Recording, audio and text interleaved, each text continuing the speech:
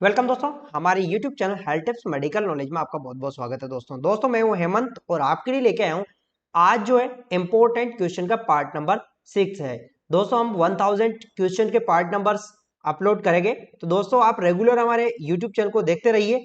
और अगर आप चाहते हैं हमारे HTM के अकेडमी यानी कि हमारे YouTube channel health tips medical knowledge academy का एप्लीकेशन डाउनलोड करना चाहते हैं तो आप डाउनलोड कर सकते हैं। यहाँ से आप फ्री में टेस्ट दे सकते हैं और जो वीडियोज है उनको भी आप अच्छे से कर सकते हैं और इन एग्जाम की आप तैयारी कर सकते हैं। तो चलते हैं दोस्तों, देख लेते हैं कौन कौन से इंपॉर्टेंट क्वेश्चन है। तो यहाँ पर बात कर लेते हैं अपन।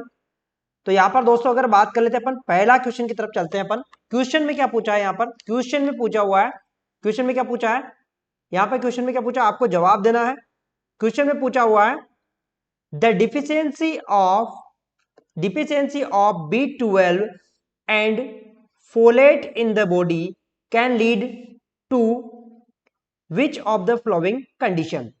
शरीर में विटामिन B12 और फोलेट की कमी से निम्न में से कौन सी स्थिति होती है। यहां पर आपको आंसर देना है कौन सी स्थिति होती है। विटामिन B12 की अगर बॉडी के अंदर डिफिशियंसी हो जाती है दोस्तों, यहाँ पर दो चीज पूछी है B12 और फोलेट।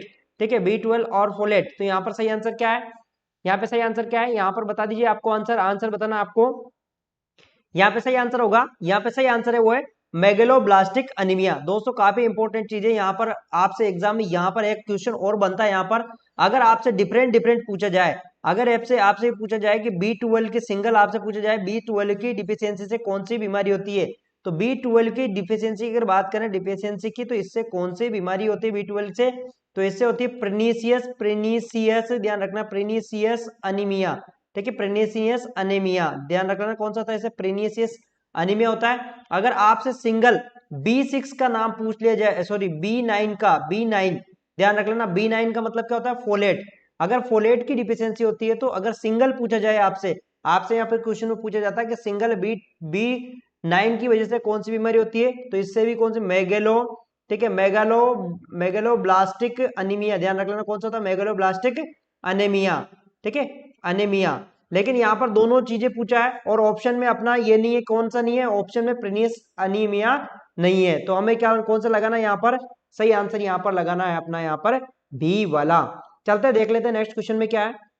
नेक्स्ट क्वेश्चन में पूछा है which day celebrated of world health day, विश्व स्वास्थ्य दिवस कब मनाया जाता है। दोस्तों काफी इंपॉर्टेंट है, एम्स के अंदर भी ये क्वेश्चन पूछा हुआ है।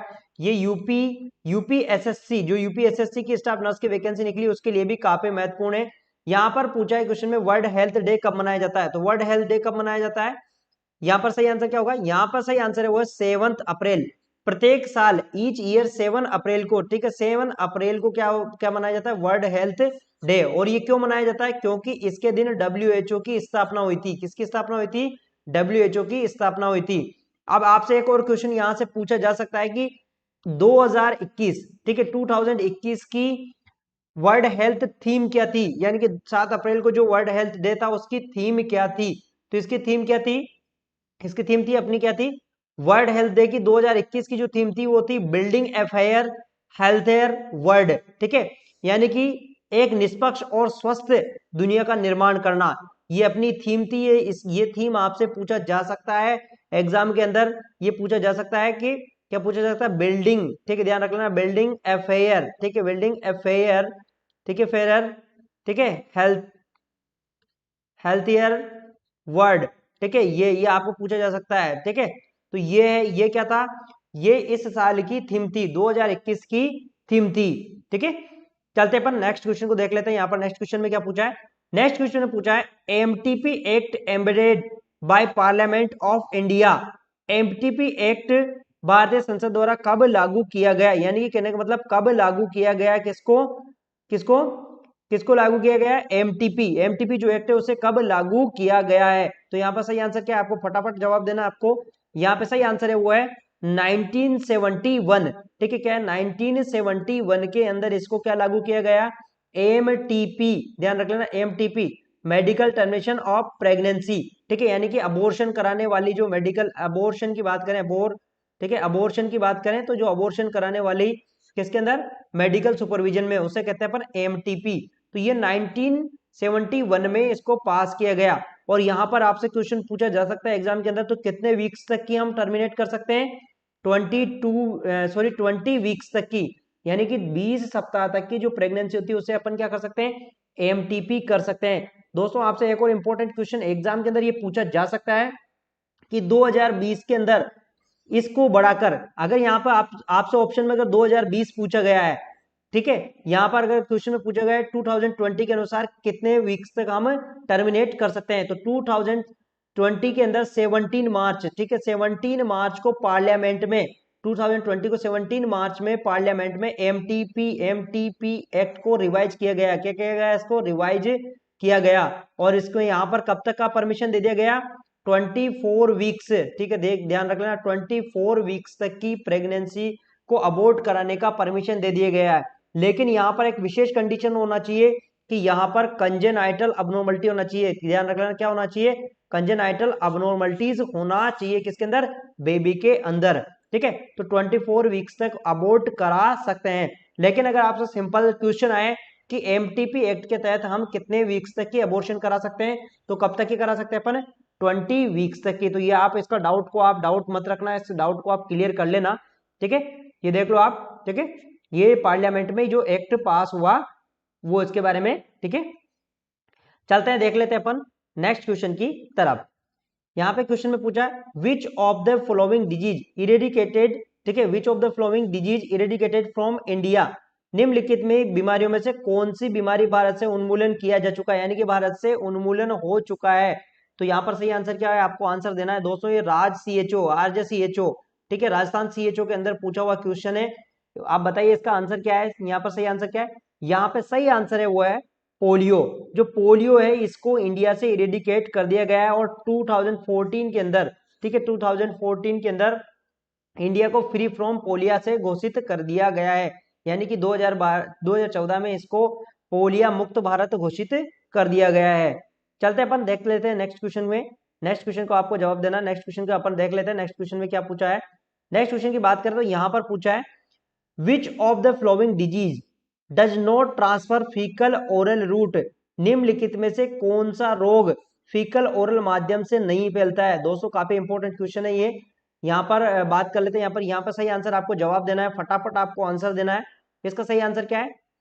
इसका सही आंसर है वो है क्या है यहाँ पर? इसका सही आंसर है यहाँ पर डिप्थीरिया। देखो ये तीनों किससे फैलते हैं? Faecal oral route. Faecal oral route का मतलब होता है कंटामिनेटेड वाटर। ध्यान रख लेना, कंटामिनेटेड क्या है? कंटामिनेटेड वाटर, ठीक है, कंटामिनेटेड वाटर एंड क्या है? जो कि कंटामिनेटेड वाटर होता है उसके पीने से, ड्रिंकिंग करने से ये फैलते हैं। क्या फैलते हैं? उसके ड्रिंकिंग करने से ये फैलते हैं, ठीक है। यहाँ पर हेपेटाइटिस ए, कोलेरा, टाइफाइड ये सब कंटामिनेटेड वाटर से फैलता है, लेकिन डिप्थीरिया नहीं फैलता। ये किससे फैलता है? ये एयर बोर्न है। ध्यान रख लेना किसका है? ये क्या है? ड्रॉपलेट इन्फेक्शन है। क्या है ये? ड्रॉपलेट, ठीक है, ड्रॉपलेट इन्फेक्शन है। ध्यान रख लेना कौन सा है? ड्रॉपलेट इन्फेक्शन है। कौन? डिप्थीरिया, ठीक है। तो यहाँ पर सही आंसर होगा अपना यहाँ पर सही वाला। यहाँ पर नोट पूछा था अपन से। बात कर लेते हैं नेक्स्ट क्वेश्चन की। नेक्स्ट क्वेश्चन में क्या है यहाँ पर? बात कर लेते हैं नेक्स्ट क्वेश्चन में। यहाँ पे क्वेश्चन में पूछा है which is cause of death in diarrhoea. यहाँ पर पूछा दस्त रोग में मृत्यु का मुख्य कारण कौन सा होता है? दस्त रोग का जो पेशेंट होता है उसके अंदर, यानी कि जो डायरिया का पेशेंट है उसके अंदर डेथ का मुख्य कारण कौन सा होता है? तो यहाँ पर सही आंसर क्या है? आपको आंसर देना है, फटाफट आपको आंसर देना है। यहाँ पे सही आंसर है वो है क्या है? यहाँ पर डिहाइड्रेशन। देखो डिहाइड्रेशन की कंडीशन के अंदर, निर्जलीकरण की कंडीशन के अंदर क्या होता है? यानी कि इसके अंदर सबसे ज्यादा कोज होता है किसका? डेथ का, ठीक है। किसके अंदर? डायरिया की कंडीशन में, क्योंकि डायरिया की कंडीशन में क्या हो जाता है? डिहाइड्रेशन हो जाता है और इसकी वजह से हाइपोटेंशन होकर पेशेंट की डेथ भी हो सकती है, ठीक है। तो सबसे ज्यादा जो कोज है वो है डिहाइड्रेशन। बात कर लेते हैं नेक्स्ट क्वेश्चन की। आपको इसका आंसर देना है which is most common cause of death below 5 year children. दोस्तों ये CHO यानी कि राजस्थान CHO के एग्जाम में पूछा हुआ क्वेश्चन, निम्नलिखित में से कौन सा 5 वर्ष के छोटे बच्चों में मृत्यु का मुख्य कारण है? ये CHO और UP CHO के एग्जाम में पहले भी पूछा जा चुका है और MP CHO में भी ये पूछा जा चुका है। तो यहाँ पर बताइए 5 साल के जो छोटे बच्चे होते हैं उनमें सबसे ज्यादा डेथ का कारण क्या होता है? सबसे ज्यादा डेथ का कारण क्या होता है? बताइए फटाफट। यहाँ पर सही आंसर क्या रहेगा?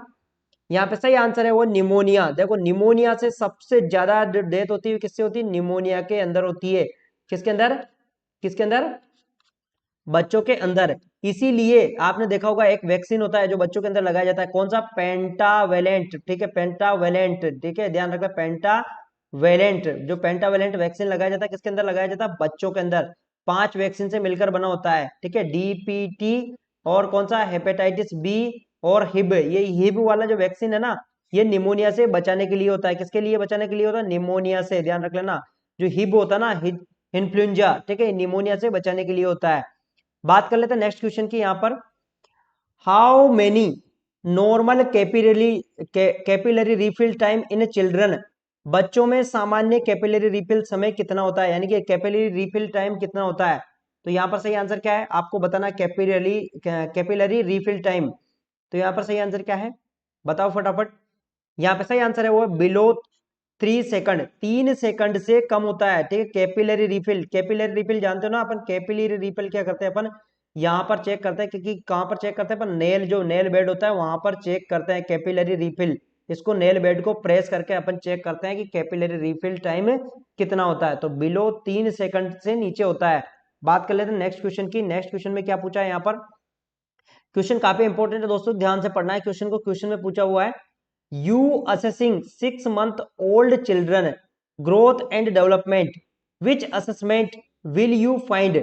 आप एक 6 महीने के बच्चे के विकास का आकलन कर रहे हैं सामने, तो निम्नलिखित में से आप क्या उम्मीद कर सकते हैं, यानी कि कहने का मतलब क्या है यहाँ पर, ग्रोथ एंड डेवलपमेंट का है। तो यहाँ पर सही आंसर बताइए आप फटाफट, यहाँ पर सही आंसर आपको बताना है, बताइए फटाफट यहाँ पर सही आंसर को।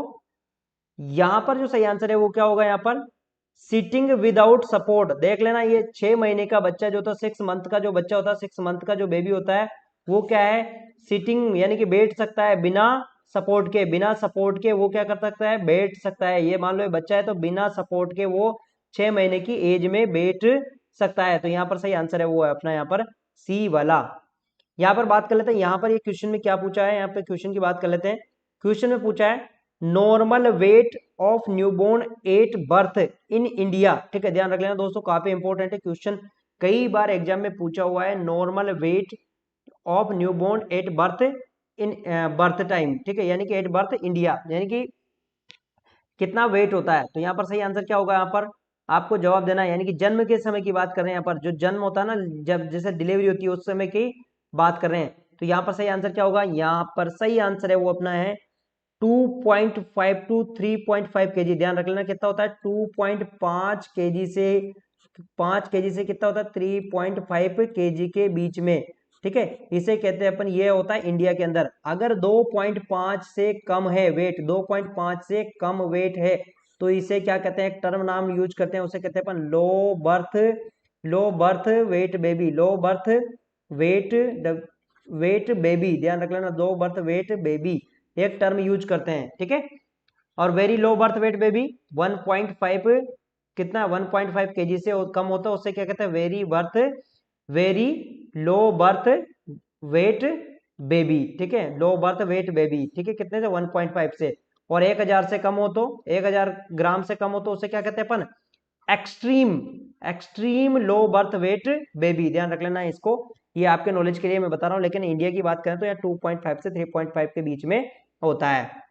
यहाँ पे क्वेश्चन में पूछा है, when provide kangaroo mother care, how many minimum duration of kangaroo mother care, ठीक है। कहने का मतलब यहाँ पर जो कंगारू मदर केयर है उसके बीच में कितना मिनिमम ड्यूरेशन होना चाहिए। ये क्वेश्चन भी राज सीएचओ में पूछा हुआ है, एमपी सीएचओ के एग्जाम में भी इसको पूछा हुआ है। तो ध्यान रख लेना, काफी इंपॉर्टेंट है, यूपीएससी के एग्जाम के अंदर भी आ सकता है, एग्जाम के अंदर भी आ सकता है ये। तो यहाँ पर सही आंसर क्या है, कंगारू मदर केयर जानते हो ना, के एम सी, ध्यान रख लेना, के एम सी। मान लो जो फीमेल होती है ना, जो फीमेल, ठीक है, जो फीमेल होती है, फीमेल अपने बच्चे को अपने सटा के रखती है, उसे क्या कहते हैं अपन, के एम सी, बॉडी को ओपन करते हुए, ठीक है, उसे सटा के रखती है, उसे कहते हैं के एम सी। तो ये कितना ड्यूरेशन होना चाहिए, यहाँ पर सही आंसर है वो मिनिमम 1 आवर, ठीक है, 1 आवर होना चाहिए, 1 घंटे से कम नहीं, मिनिमम 1 घंटा होना चाहिए। तो यहाँ पर सही आंसर है वो है बी वाला। बात कर लेते हैं नेक्स्ट क्वेश्चन की। नेक्स्ट क्वेश्चन में क्या पूछा है, ये क्वेश्चन दोस्तों काफी इंपॉर्टेंट है, पहले भी कई बार पूछा जा चुका है, ये एमपीसीएचओ में पूछा जा चुका है। How many temperature of labour room in Celsius, यानी कि लेबर रूम का तापमान कितना होना चाहिए। तो यहाँ पर सही आंसर क्या है, बता दीजिए यहाँ पर सही आंसर। यहाँ पे करेक्ट आंसर क्या होगा, यहाँ पे करेक्ट आंसर है वो 26 to 28 degree Celsius, 26 to 28 degree Celsius ये लेबर रूम का टेम्परेचर होना चाहिए, यानी कि जहां पर डिलीवरी होती है, डिलीवरी उस रूम का तापमान होना चाहिए कितना, ये वाला। चलो बात कर लेते हैं नेक्स्ट क्वेश्चन की। यहां पर क्वेश्चन में क्या पूछा है, which of the following immunoglobulin found in, ठीक है, इन ह्यूमन मिल्क। क्वेश्चन में पूछा हुआ है which of the flowing immunoglobulin found in human milk, ठीक है, ह्यूमन मिल्क में कौन सा इम्यूनोग्लोबुलिन पाया जाता है, बताओ। यहाँ पे सही आंसर आपको बताना है। यहाँ पे सही आंसर है वो है अपना, यहाँ पर क्या है, यहाँ पे सही आंसर है वो है IgA, ध्यान रख लेना क्या है यहाँ पर IgA। दोस्तों यहाँ से एक क्वेश्चन आपको पूछा जा सकता है कि जो IgG होता है, जो IgG होता है ये क्या होता है, ये मदर से, ठीक है, ये मदर से किसके अंदर आता है, ये बच्चा होता है ना मदर से, ठीक है, मदर से बेबी के अंदर किसके द्वारा आता है, मदर से, ये मदर होती है, मदर से बेबी के अंदर आता है, काई काई से, प्लेसेंटा से, ठीक है, ये क्वेश्चन पूछा जा सकता है, मैं आपके नॉलेज के लिए बता रहा हूँ कि मदर से प्लेसेंटा के अंदर जो क्रॉस करता है उसे कहते हैं अपन IgG, लेकिन यहाँ पर मिल्क का पूछा है तो मिल्क का सही आंसर होगा अपना IgA। बात कर लेते हैं नेक्स्ट क्वेश्चन की। तो नेक्स्ट क्वेश्चन में क्या पूछा है यहाँ पर क्वेश्चन में पूछा है BCG vaccine injection is administered. तो BCG वैक्सीन इंजेक्शन को किस प्रकार से लगाया जाता है, आप बता दीजिए यहाँ पे सही आंसर क्या है, यहाँ पे सही आंसर है वो है, यहाँ पर क्या है, इंट्राडर्मल, ठीक है, BCG जो वैक्सीन होता है इसको इंट्राडर्मल रूट से लगाया जाता है। और इसकी डोज कितनी होती है, दोस्तों एक क्वेश्चन आपसे पूछा जा सकता है कि इसकी डोज कितनी होती है, फटाफट आप कमेंट बॉक्स में बताइए इसकी डोज कितनी होती है।